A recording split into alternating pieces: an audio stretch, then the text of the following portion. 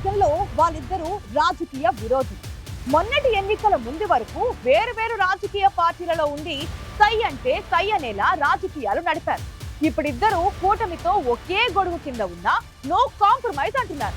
ఇంతకీ వీరిద్దరి మధ్య జరుగుతోంది రాజకీయ పోరాటమా, వ్యక్తిగత పోరాటమా అనేది మాత్రం ఎవ్వరికీ అంతుపట్టడం లేదు. ఇంతకీ ఎవరా నేతలు, ఏ నియోజకవర్గంలో జరుగుతోంది యుద్ధం?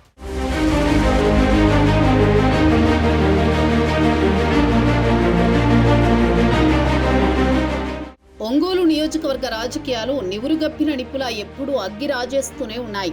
ముఖ్యంగా ఒంగోలు టీడీపీ ఎమ్మెల్యే దామచర్ల జనార్దన్, జనసేనలో చేరిన మాజీ మంత్రి బాలినేని శ్రీనివాసరెడ్డి విమర్శలు ప్రతి విమర్శలతో ఒంగోలు రాజకీయం ఎప్పుడూ రసవత్తరమే.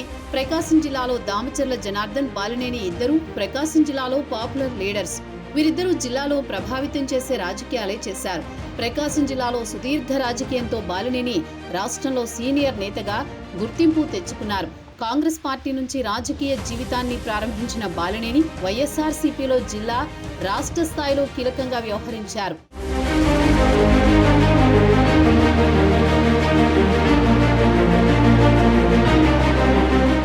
ఉమ్మడి ఆంధ్రప్రదేశ్లో మంత్రిగా, జగన్ ప్రభుత్వంలో కూడా మంత్రిగా పనిచేశారు బాలినేని.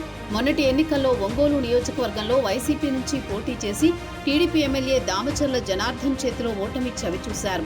ఎన్నికల అనంతరం జరిగిన రాజకీయ పరిణామాలతో బాలినేని ఫ్యాన్ పార్టీని వీడి జనసేన పంచన చేరారు. మరోవైపు దామచర్ల జనార్దన్ కుటుంబం కూడా ప్రకాశం జిల్లా రాజకీయాల్లో ఎప్పటి నుంచో దామచర్ల కుటుంబ పార్టీ ఆవిర్భావం నుంచి తెలుగుదేశంతోనే ఉంది. దామచర్ల జనార్దన్ ప్రకాశం జిల్లా రాజకీయాల్లో క్రియాశీలక నేతగా గుర్తింపు పొందారు. 2014లో తొలిసారి గెలిచిన దామచర్ల 2024లో మరోసారి ఒంగోలు ఎమ్మెల్యేగా గెలిచారు. గతంలో ఉమ్మడి ప్రకాశం జిల్లా తెలుగుదేశం పార్టీ అధ్యక్షుడిగా, తెలుగుదేశం పార్టీ రాష్ట్ర ఉపాధ్యక్షుడిగా జనార్దన్ బాధ్యతలు నిర్వర్తించారు. ప్రకాశం జిల్లా తెలుగుదేశం పార్టీని అన్నీ తానే నడిపించారు.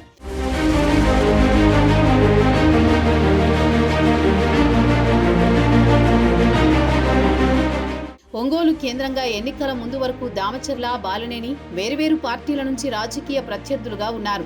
బాలినేని వైసీపీలో ఉంటే వారి మధ్య వైరం పెద్ద విశేషమే కాదన్నట్లు ఉండేది. కానీ మాజీ మంత్రి ఈ మధ్యే జనసేన పార్టీలో చేరారు.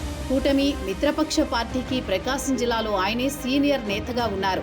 రాష్ట్రంలో కూటమి పక్షాలు మిగిలిన చోట్ల చేతిలో చెయ్యేసి సాగుతున్నా ఒంగోలులో మాత్రం ఆ పరిస్థితి లేదు.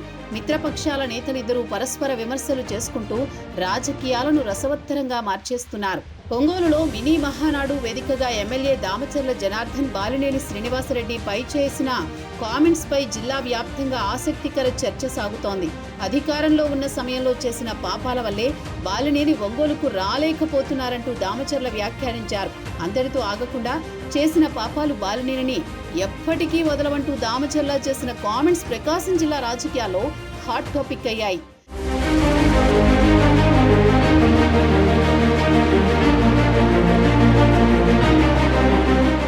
కూటమి ప్రభుత్వం అధికారంలోకి వచ్చాక జనసేన పార్టీ పంచన చేరి తనకి ఆ పదవి వస్తుంది, ఈ పదవి వస్తుందని బాలినేని ప్రచారం చేసుకుంటున్నారని దామచర్ల ఘాటుగా విమర్శించారు. ఎమ్మెల్యేగా ఉన్నంతకాలం ఒంగోలు నియోజకవర్గాన్ని నాశనం చేసి టీడీపీ, జనసేన కార్యకర్తలపై అక్రమ కేసులు పెట్టి వేధించిన బాలినేనిని వదిలిపెట్టే ప్రసక్తే లేదంటున్నారు దామచర్ల. 2024 ఎన్నికల్లో ఓటమి తర్వాత బాలినేని ఒంగోలుకు వచ్చిన సందర్భాలు చాలా తక్కువ. జనసేన పార్టీలో చేరిన తర్వాత ఒంగోలుకు ఒక్కసారి మాత్రమే వచ్చారు బాలినేని. ఒంగోలు నుంచి నాయకులు, కార్యకర్తలు హైదరాబాద్కు వెళ్లి బాలినేనిని కలుస్తున్నారు. అదే విదేశాల్లో ఉంటే కేవలం ఫోన్లోనే బాలినేని అందుబాటులో ఉంటున్నారు. ప్రస్తుతం కూడా బాలినేని విదేశాల్లోనే ఉన్నారని చెబుతున్నారు. గతంలో విమర్శలు చేసుకున్నారంటే అప్పుడు వేర్వేరు పార్టీల నుంచి రాజకీయ ప్రత్యర్థులుగా ఉన్నారు. కానీ ఇప్పుడు బాలినేని అధికార కూటమిలోనే ఉన్నా ఆయన్ని టార్గెట్ చేస్తూనే ఉన్నారు దామచర్ల.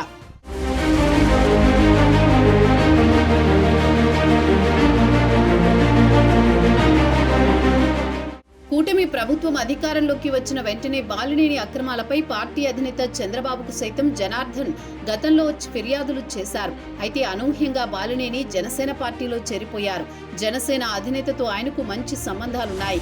బాలినేని జనసేనలో చేరగానే ఒంగోలు పోట్ల గిత్తల మధ్య ఇక ఫైటింగ్ ఉండదనుకున్నారు. కానీ సేమ్ టెంపో కొనసాగుతుండటంతో అధినాయకత్వాల రియాక్షన్ ఎలా ఉంటుందన్న చర్చ జరుగుతోంది. సహజంగా ఇద్దరు నాయకులు ఒకరిపై మరొకరు విమర్శలు చేసుకున్న వెంటనే ద్వితీయ శ్రేణి నాయకులు కూడా పోటాపోటీ ప్రెస్ మీట్లతో వేడి తగ్గకుండా చూసేవారు. అయితే ఈసారి మాత్రం ద్వితీయ శ్రేణి నాయకత్వం ట్రెండ్ మార్చి పర్సనల్ అటాక్ కి దిగుతున్నారు.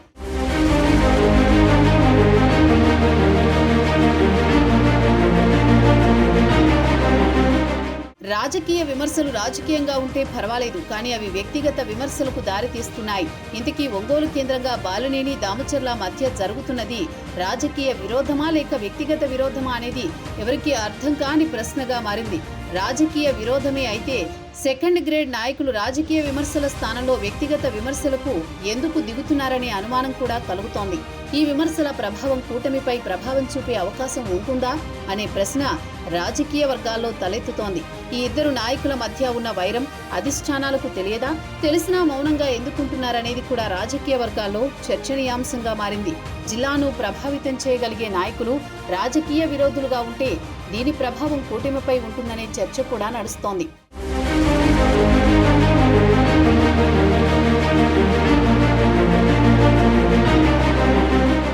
ఒంగోలు రాజకీయాలు ఓపెన్ సీక్రెట్. అలాంటిది ఇద్దరు నేతల మధ్య సయోధ్య కుదర్చాల్సిన ముఖ్య నేతలు మౌనంగా ఉంటూ తాంబూలాలు ఇచ్చేసాం తన్నుకు చావండన్నట్లు వ్యవహరిస్తున్నారు.